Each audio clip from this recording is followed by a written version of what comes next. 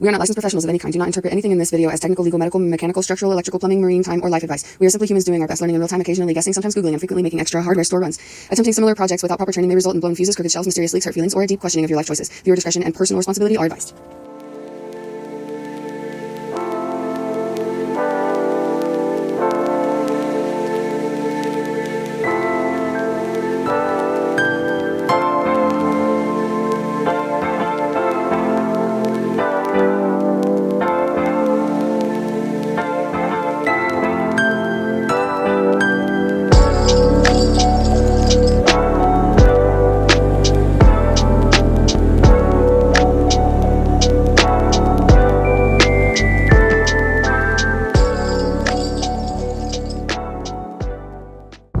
I connected up the new charge controller. This charge controller is a 150/60, so it can take 150 volts in and can charge the batteries up to 60 amps.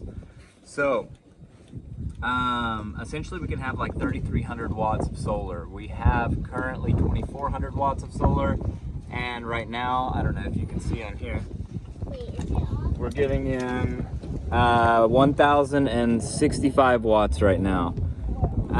As we wash, all of our solar panels are super dirty right now, so once we wash them, we'll probably go up like 30% or so. And on a peak day at noon with no clouds in the sky, we should be getting usually around 1,500 to 1,700 watts. That will be more than what we need to run everything that we have on the boat and to even share power sometimes if needed.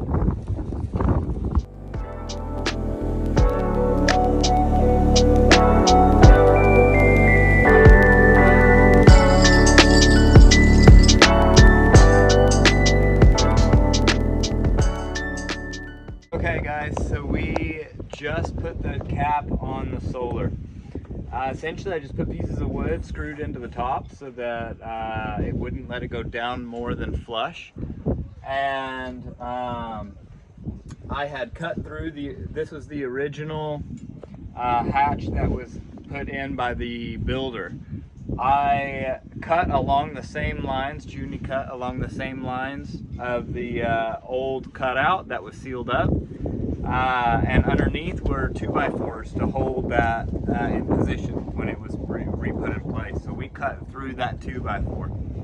So essentially what I did is put some epoxy bonding on the inside of both of those 2x4s that we cut through, and I'm gluing them all back together so that it'll be back structurally sound.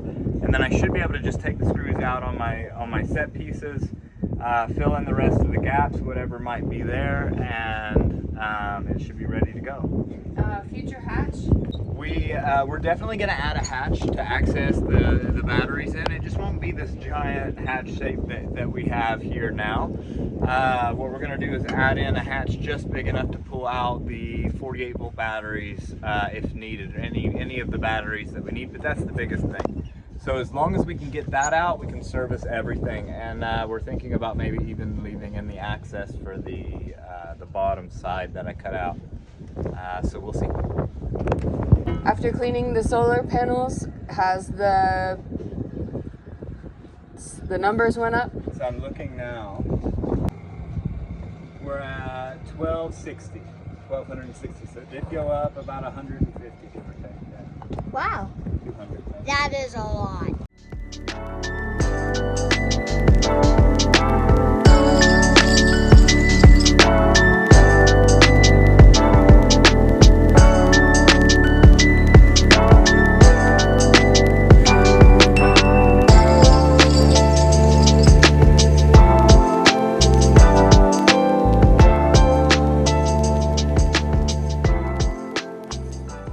Okay, I keep saying this. This is like the 4th time I think, but I think we're ready to fiberglass now. So I kind of patched up all the little spots I could find, anywhere that like there was a little air gap or something in the epoxy. I did some filleting to shape the pan so that the water will go into the drain, and added silicone, well, the marine sealant to all of the edges that connect to the bulkheads that aren't connecting. That way I don't use the fillet on those, so I don't glue it to the actual bulkhead.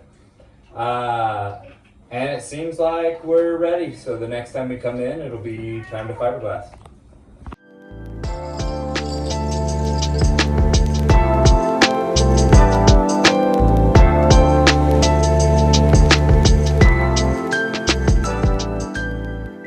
So we got the box put back with some epoxy fillet. It is now it's got a few gaps where I had the wood that was keeping it level, sitting on top. I had it screwed down into the top of the wood here, and it was holding it up. So I was able to fill in what I could, and now I need to go back and fill in the gaps. I need to add a little bit extra onto any of the parts that are a little bit bumpy to make them smooth again.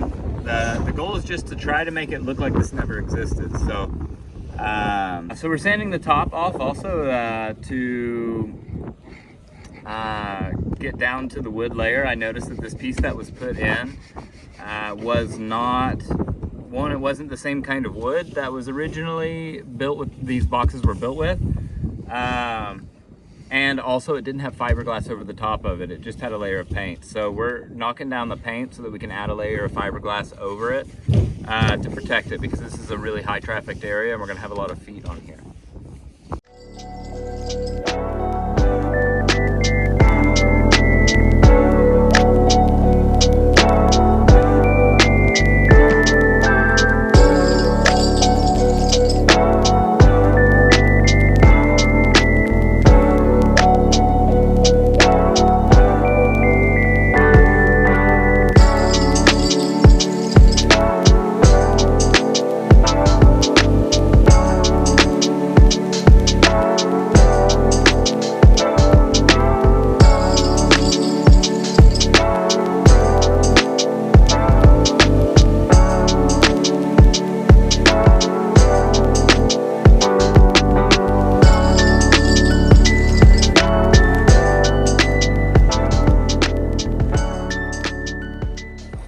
So we are kind of putting together our watermaker system now, and I kind of wanted to walk you guys through the plan that I have so far. The water is going to come up from the bottom of this. I'm going to put a through hole in here, and it's going to come up and into the strainer. From the C strainer, it's going to go into the 12-volt pump. This pump will feed the water over and through the 20 micron and 5 micron filters. After, it'll come down and around to the front, where I'll have a valve to decide whether I want this salt water or I want fresh water, which will come from the system from this direction. And then a pressure regulator that will knock down the pressure to about 8 or 12 psi, depending on which regulator I can find. This accepts 8 to 12 psi, and it needs that small amount of pressure. Inside of here, it compresses the water and sends it out into the membrane. That we don't have it yet, it's in the mail, but it's going to be about this big and have a line for the in on this side. The other side will have 2 outs. It'll have brine, the discharge from the system. That discharge will come down and it will go into our high pressure inlet. And this is like the system here on the top will take that high pressure at 800 psi that comes from this pump at the bottom, and it goes through the membrane. It takes that 800 psi and splits it. It puts the nasty stuff out the brine. What is this called? Out the brine discharge. And it goes overboard. But the rest of that gets kind of recycled by the system. It goes into here at 800 psi, and then it forces the pump to pump again. And then as it releases, that pressure comes in and it recycles that pressure throughout the system to keep feeding water. So we get just a little bit of brine discharge and no pressure regulator here. We'll be at low pressure once it comes out the discharge. This will go through here and straight out the side and down below deck. And our fresh water will come out the end of the membrane.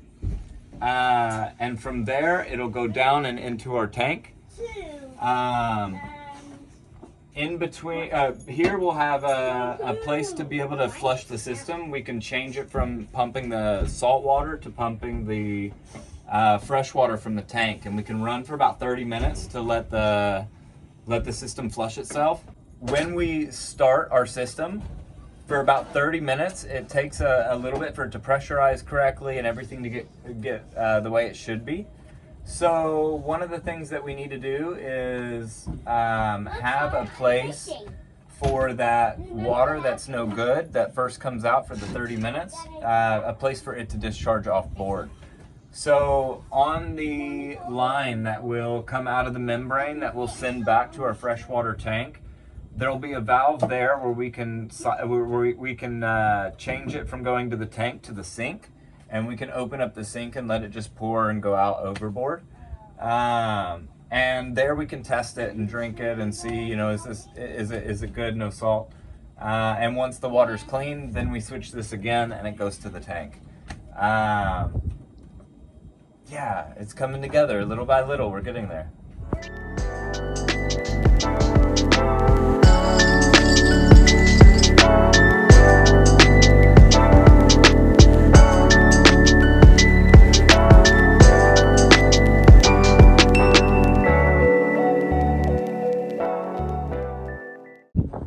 That's the membrane. This is the housing. The housing for the membrane. The membrane itself is only as long as the inner portion of that tube, not the outer portion.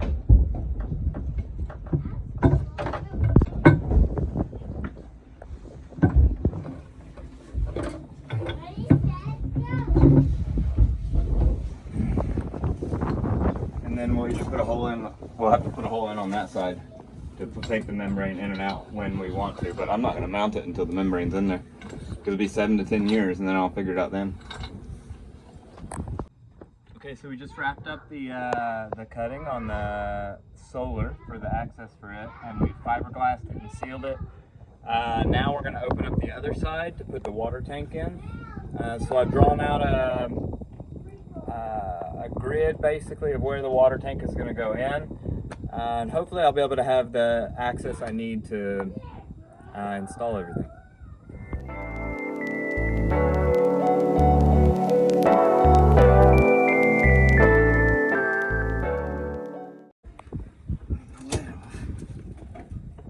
This sucks. This makes things a little harder. Is it rotten? Okay, so that's busted off. I gotta cut deeper here.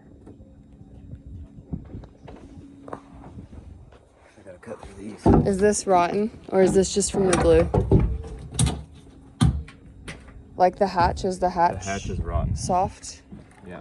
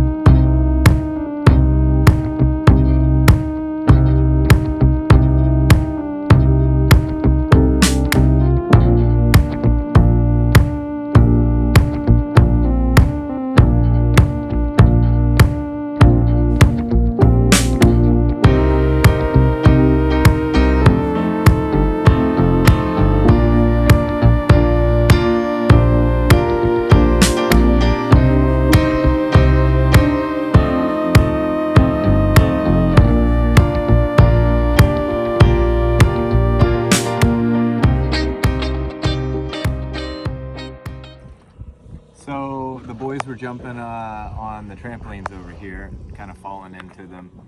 and they busted off one of the things that hold the trampoline on. I noticed that it has 2 screws that go through the whole block and into the head, and it had some epoxy on it too. I'm not really sure what the best way to put this back on would be. I can see that they seem to have installed it onto the paint, and that's probably why it popped off. So my thoughts are to remove the screws, sand everything down until it's to the bare wood, and then to reapply epoxy and then fill it to glue them together, and reapply the screws with some sealant down in the holes. That's kind of where I'm thinking now. Let me know what you guys think. Should I backfill these holes with a dowel and to get some new meat? Should I put extra screws in? What do you guys think? I'm not sure, and it'll be a few weeks before I handle this. I got most of this sanded today. My battery died, so I didn't have a chance to do this middle section. These 2 also need to be sanded. This one did have rot only on the hatch section. So I think the goal is to try to salvage that. I think we're gonna just cut that little piece out, fill it in with another piece of scrap wood, and fiberglass that up, seal it up. And I also need to sand around the outside perimeter. So this needs to be sanded all the way around the outside perimeter also. And then once that's done, we can do epoxy and fiberglass and paint and seal it up, and it'll be done. Here on the other side is where the battery box is, and we haven't got a chance to paint it yet. So we've got the tarp covering it's like raw. I'll show you. Kind of just like raw fiberglass, but it's all dry. It's dry, it's waterproof, it's sturdy and structurally sound. It just needs to be painted, and it's covered so that the epoxy doesn't weaken with the sunlight. So for this side, I'm just gonna put this cover on top and put some anchors on top of it, and it'll be good until next time we come out to finish sanding.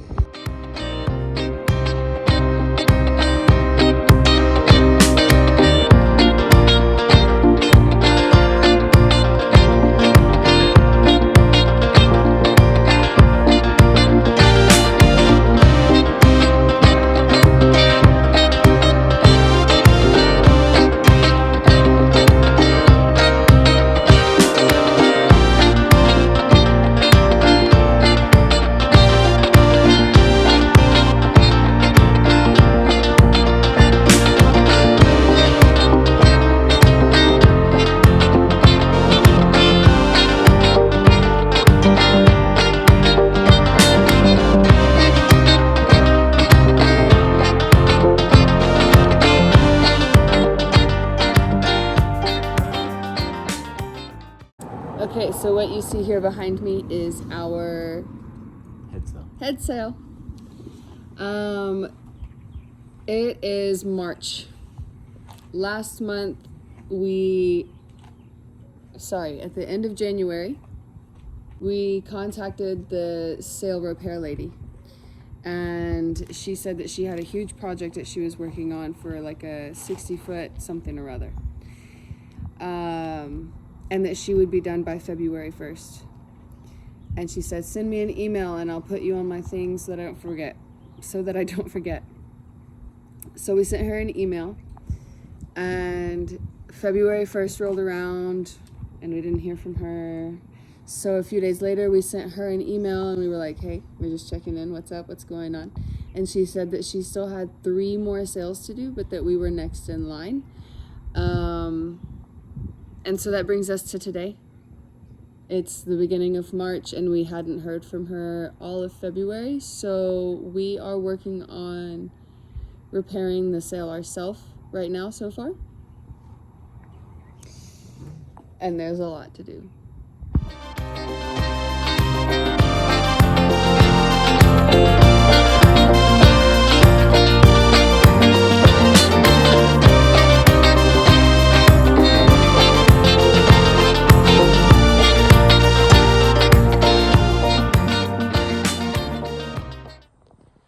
Okay, so this is the progress. This is what we've done so far. And each of these, you can see we've gone to where the stitches ripped out and stopped there and turned around. Oh, and that's where it ends. So this is how much we have left to do.